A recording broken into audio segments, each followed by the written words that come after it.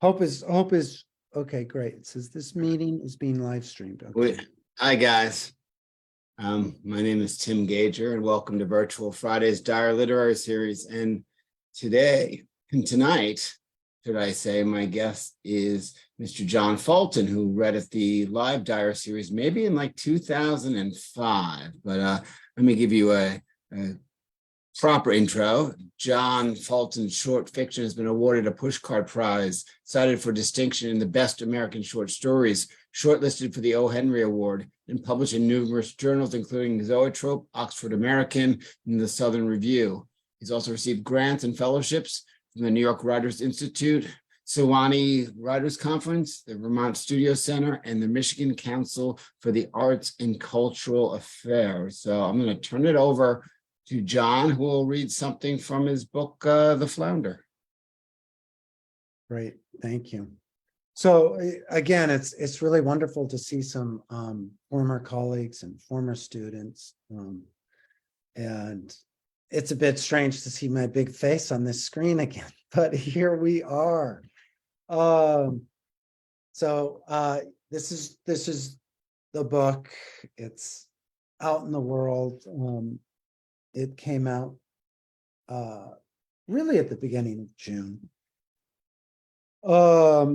And I've been working on and off on this book and these stories for about 10 years. And I was saying one of the things I didn't really notice about the book until it came back in proofs and I started to read it, for the small errors, was that I was writing about the elderly, and I hadn't really done that before. I'd always been interested in adolescents. They sort of showed up organically in my work, and I think what's so appealing about them is they straddle two worlds. That they're still having childhood and they're entering adulthood, and the one world is sort of embarrassing, being a child, but the other isn't fully acceptable. They're great critics and they're wry and cynical, but they're also super vulnerable. But I almost all of the stories have an older character, if not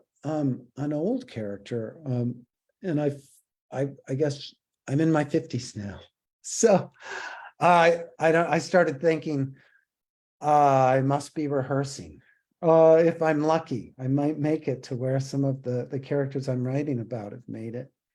So this story actually, and many of the old people I write about here, I actually, even though this is fiction and a lot of stuff is made up, I actually use their names because they're older people I knew when I was a young person, and they unfortunately long since passed, and there's no way I'm going to hurt their feelings.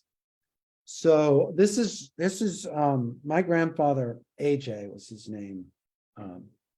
That's what we called him. He was part owner of a pawn shop on the south side of Salt Lake City. And when I was a kid, one of the funnest, most thrilling things I'd do is I'd go there on Saturday and I'd sit behind the counter.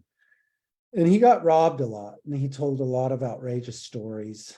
I never got robbed. I kind of wanted to, but he would sort of brag about the times he got robbed and tell these stories again and again. So I guess it was inevitable that I would ultimately write one story about that. So this is called Box of Watches, and I'm just going to read from the first half of it. That Friday afternoon in AAA Guns and Jewels, Sean's life flashed before his eyes, just as they said it would when you faced death, though it wasn't his death, but his grandfather's, that made the events of Sean's 22 years begin to reoccur as soon as he heard the old man shout, "Go right ahead, shoot me, you little shit." Sean was in the back room on the phone with a woman who was calling from Feed the Children. Most of the people who live on our planet are hungry, and most of those people are infants and children, she'd been saying when Sean heard AJ shout these words, turned around and froze because of what he saw in the yellow, dirty electric light of the front room. The emaciated customer, wielding a Beretta 38, which had, as his grandfather knew even better than Sean did, one of the most unreliable hair triggers of any firearm. The slightest shiver could set this cheap, overbought street weapon off. But this didn't bother the old man in the least. He smiled right into the barrel, then laughed a large, open-mouthed laugh, just like George C. Scott in Patton, one of AJ's favorite movies ever, because the old man liked stories of contrary heroes who rose above history, who built rockets and shot themselves into space, who settled the American West, who killed Germans and bested Rommel, who did anything other than what AJ had been doing for the last 3 years, which was to die slowly of old age and cancer, melanoma that had spread to his liver, his colon, and finally, and most painfully, to his bones, placing him not at all above history, but deeply and painfully inside it. They'd been robbed in the past, 8 times, in fact, and their rule was always do what the guy with the gun says, no matter what.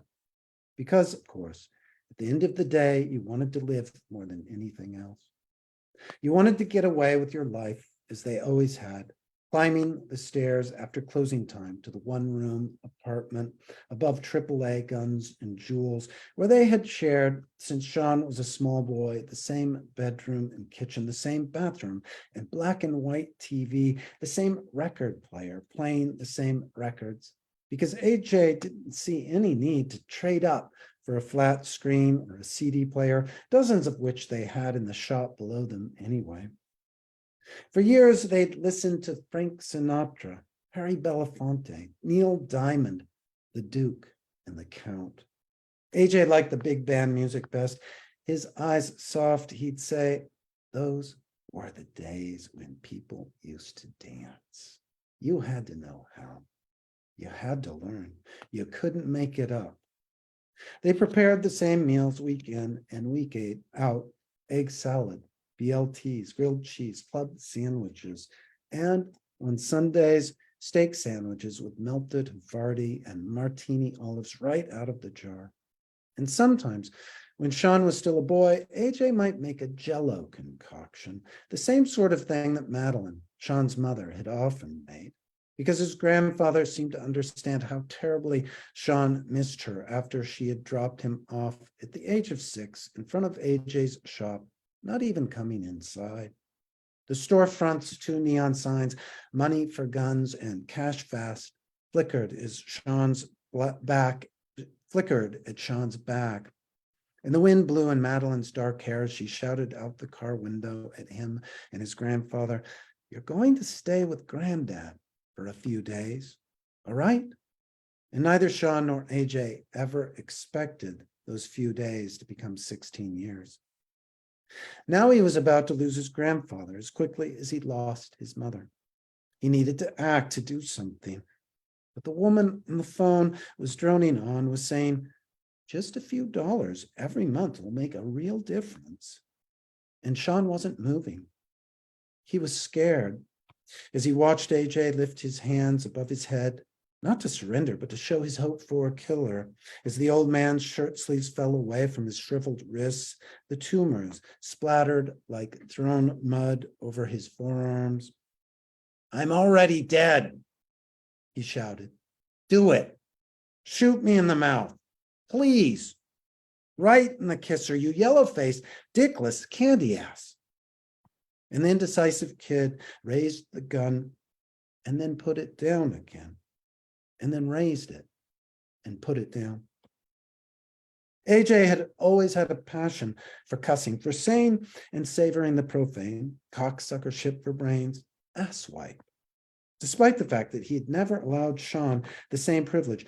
"Do as I say, not as I do," he always told Sean. Or more simply, "Don't swear, God damn it."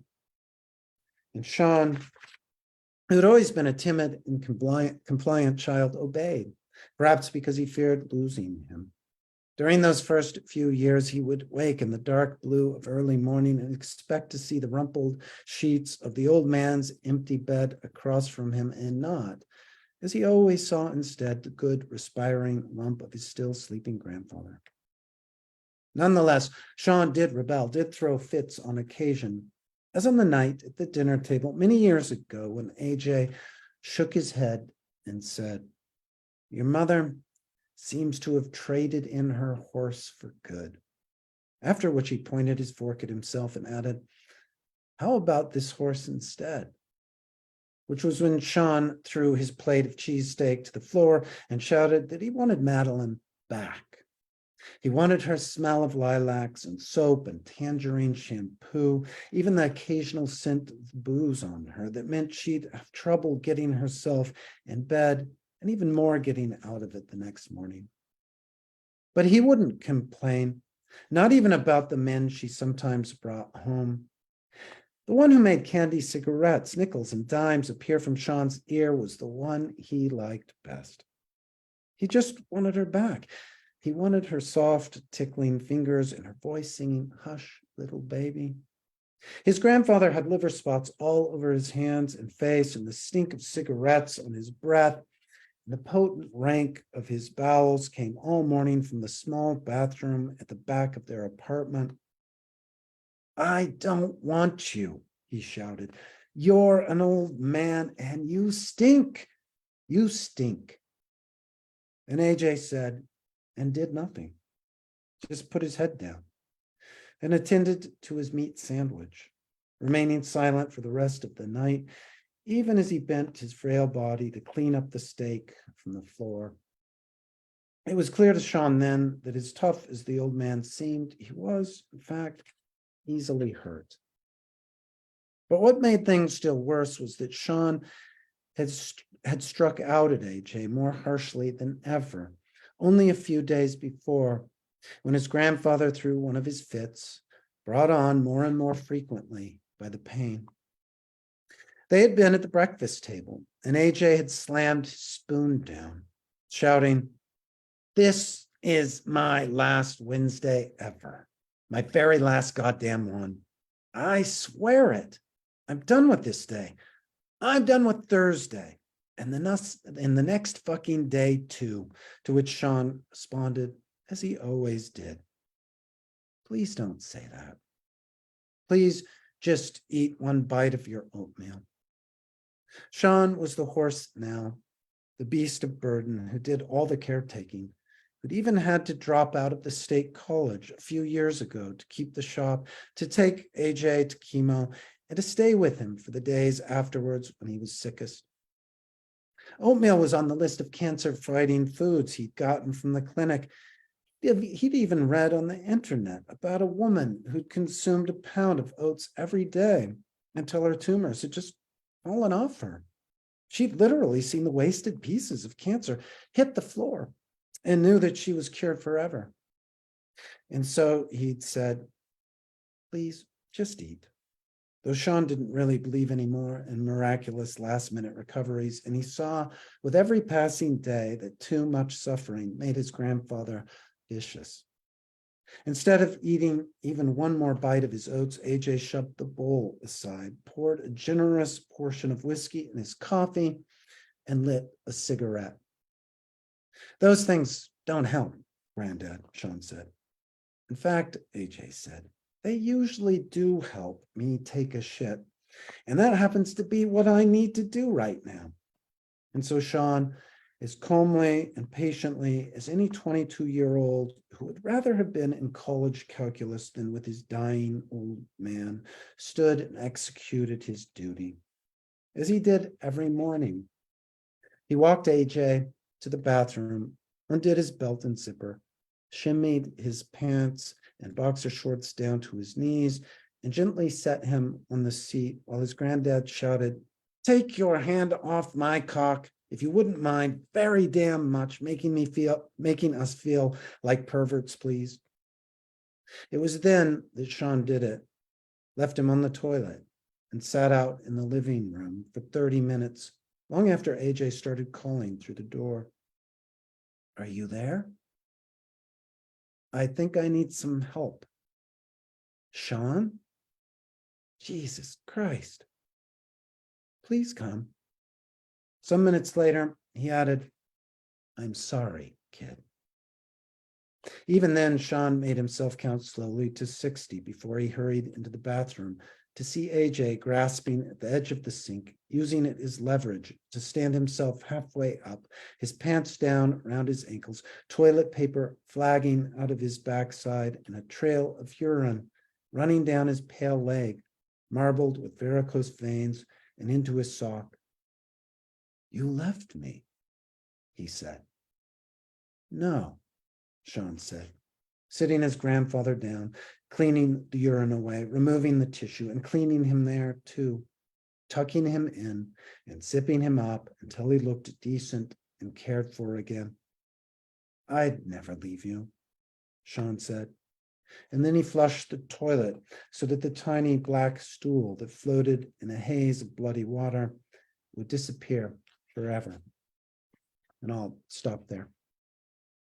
Wow, thanks, John. That's John Fulton reading from Flounder. So my first question has to do with this particular story. You said that the characters are no longer with us, so you can write about it. So did you witness any of this firsthand, or was it passed down as family stories? No, I didn't witness any of that. I didn't. And obviously I'm not Sean. I didn't live with my grandfather. I made that up. But the pawn shop was something, yeah, as I said, I love to go to on the weekends, particularly on Saturdays. And and my grandfather owned it with another guy. And they were both pretty old world guys, So what I witnessed and what I remembered was all the stories they told about the robberies, most of which didn't involve weapons.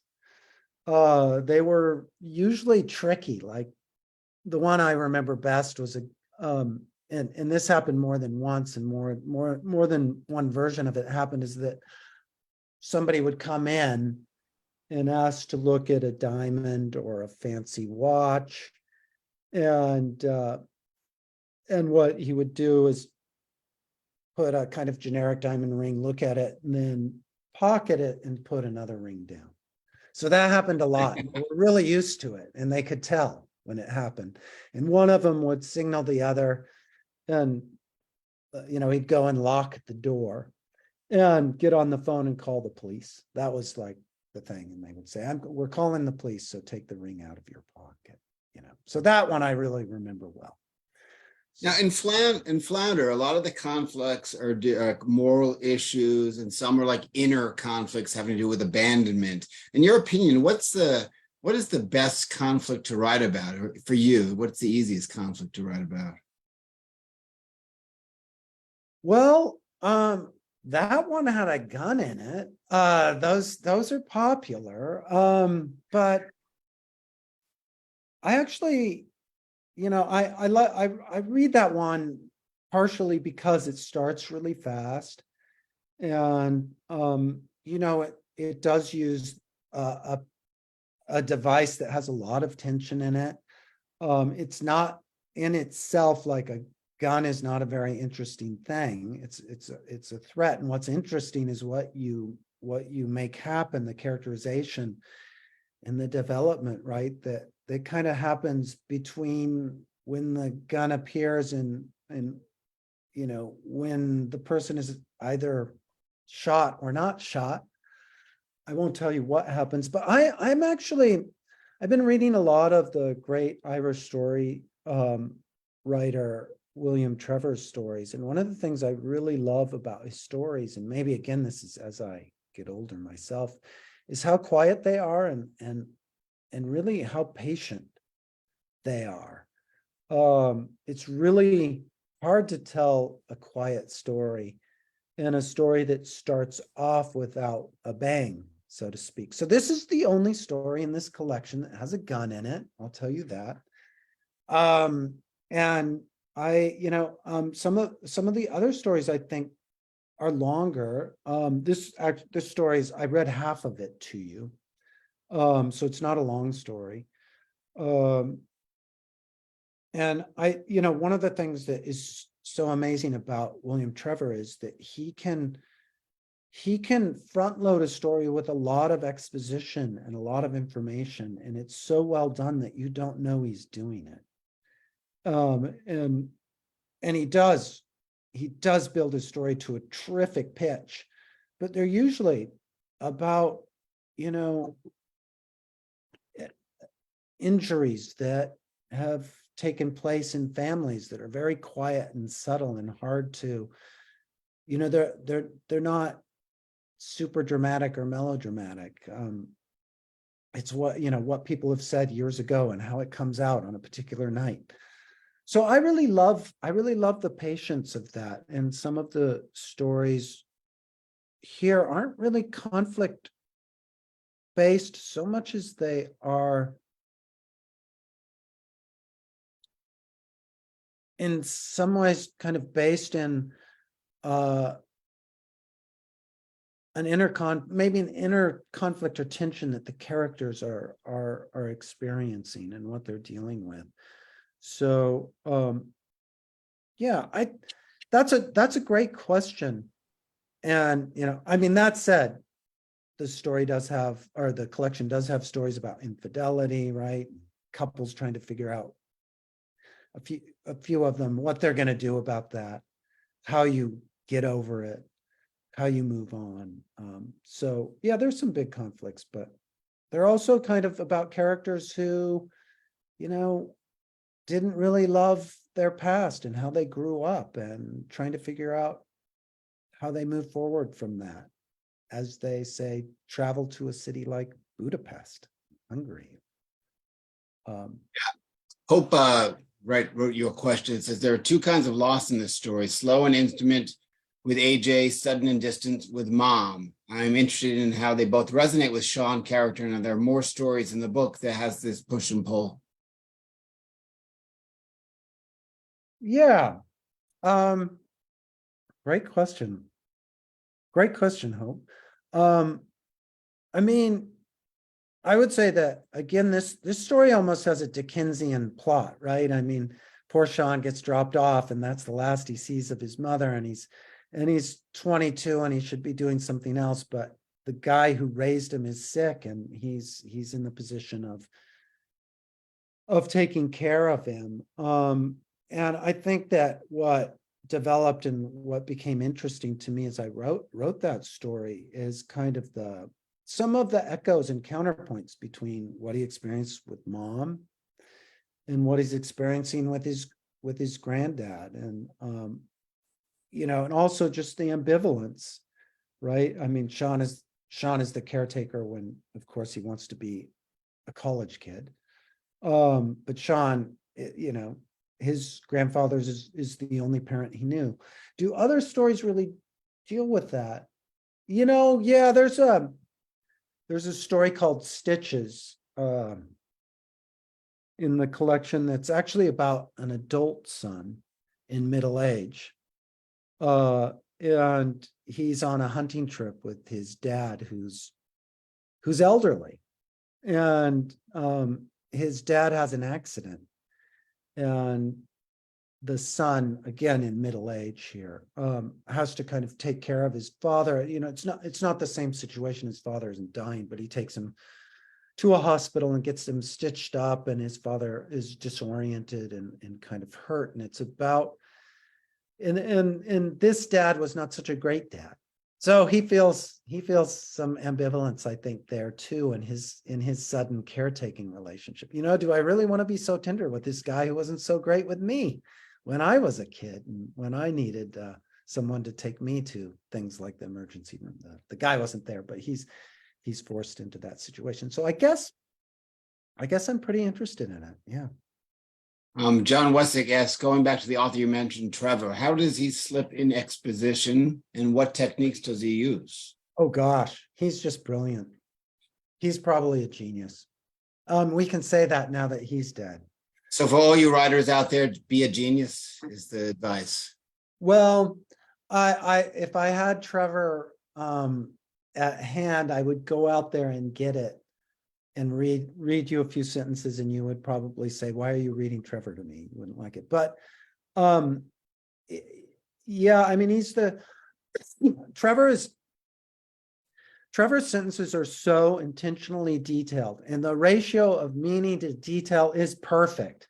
in Trevor. I don't really feel like you get a bunch of irrelevant details.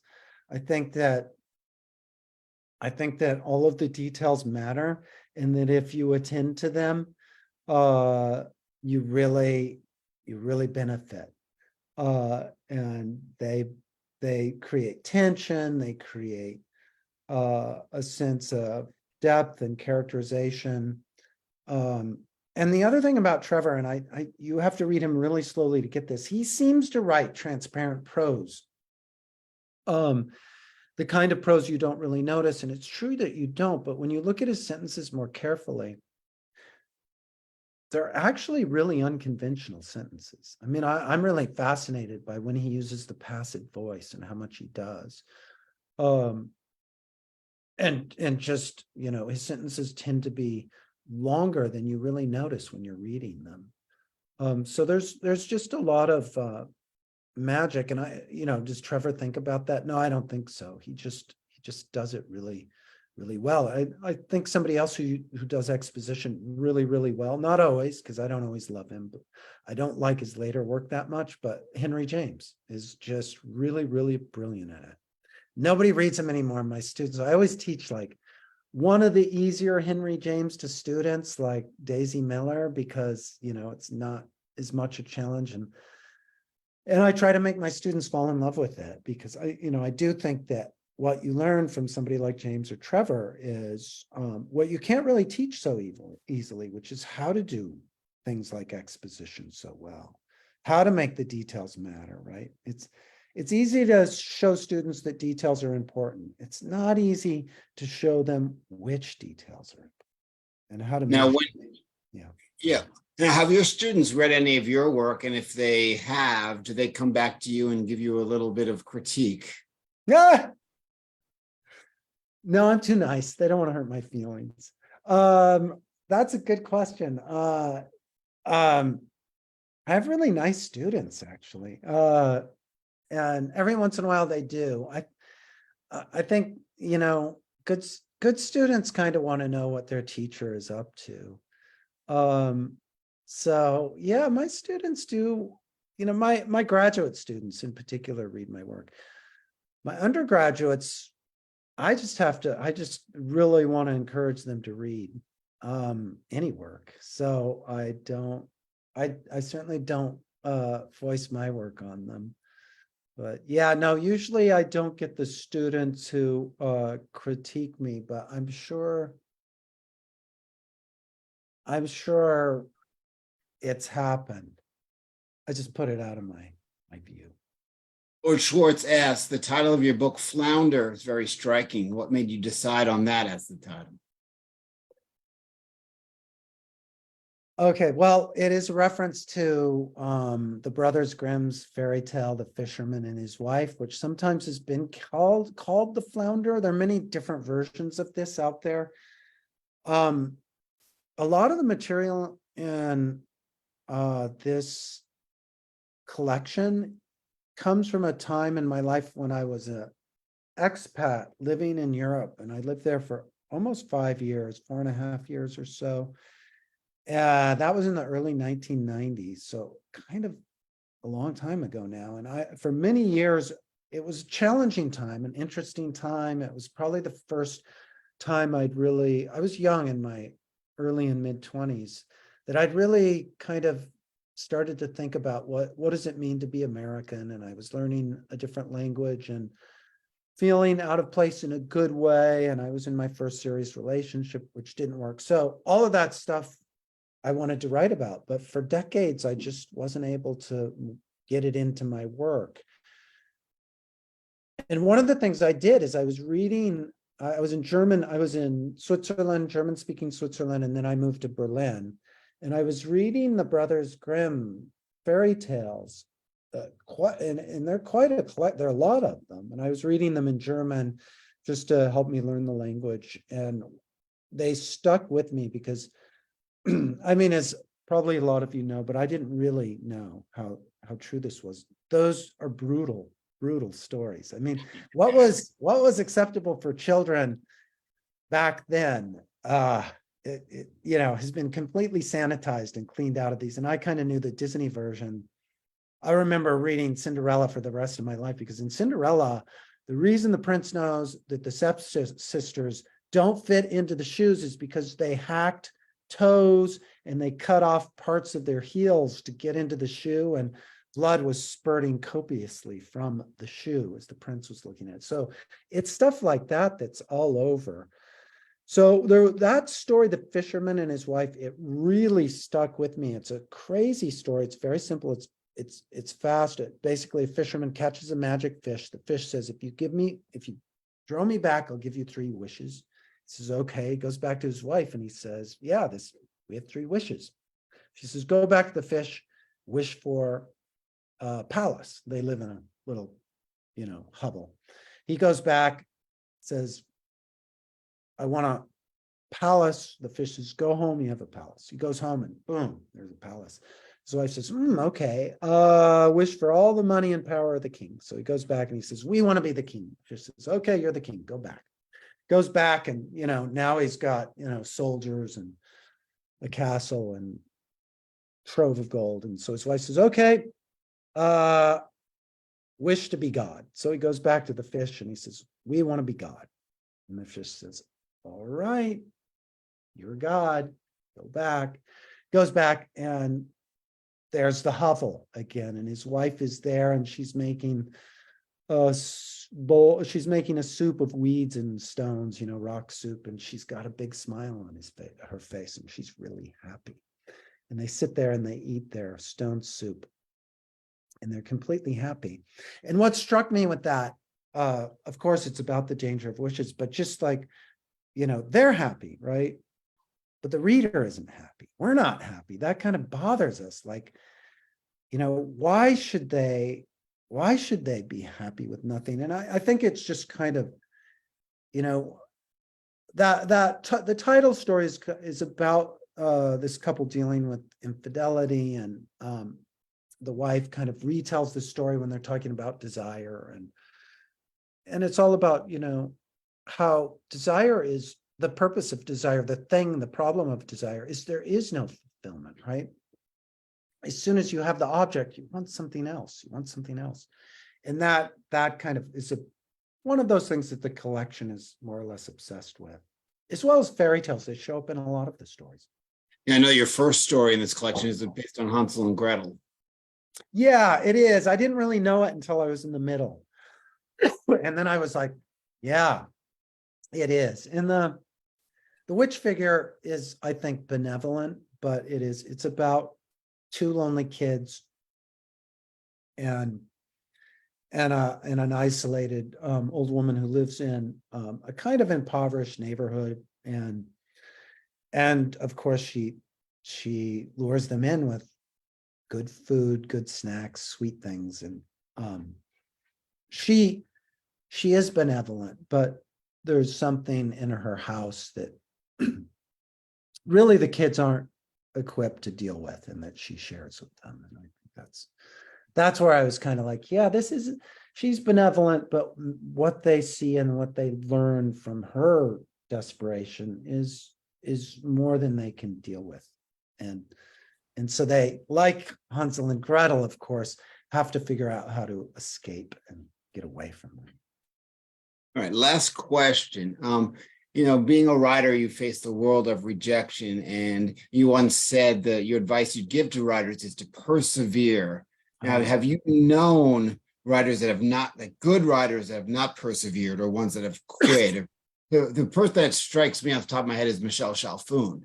But do you know is there people that that have just quit and you've been disappointed by that? Yeah, lots. I mean, that's always interesting to me, because if you've taught long enough, right, you see these incredibly talented individuals who they start to make it part way, or maybe they even publish a book. And it is, the writer's life can be brutal. I mean, I think even the most successful writers are dealing with periods of difficulty because of rejection, or because the work isn't happening, or because the world doesn't appreciate the work, even if the work is happening and it's really good. All of those things are, not everybody's going to put up with that. And so I've seen a lot of incredibly talented students, even after having some real success, just say, this isn't for me, and move on to something else, or just kind of go silent. And I've seen some students that I didn't think would succeed. I mean, what do I know? And they do. And that's always interesting too. And I do think that, I'm not the first, I won't be the last to say this, that the people that stick it out, they do have measures of success. A lot of them really do. And I think that probably comes from an inner, whatever it is, an inner need, whatever it is that keeps you going. Maybe it's a talent for finding out what you need to make it as a writer, whether it's community or the reading you do, or like-minded people that keep you going. Or they're just gluttons for punishment. Writing's the only thing that you can reach your dream and have your dreams crushed simultaneously.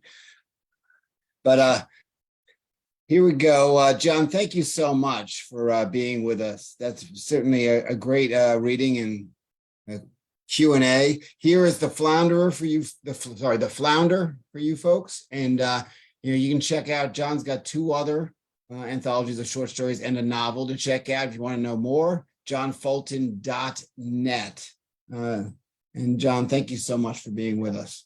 And let me say very quickly, if you do order it, I know Amazon is very easy, but they're evil. My press really does appreciate it if you order it from them, or bookshop.org is much, much better. So. All right. And folks that might be watching this on Facebook on the live stream and think that you're in the room, you're not actually in this room. So if you want to do the open mic, click the link and come on in. I will let you in. And the open mic is next. Thanks, John. Thank you.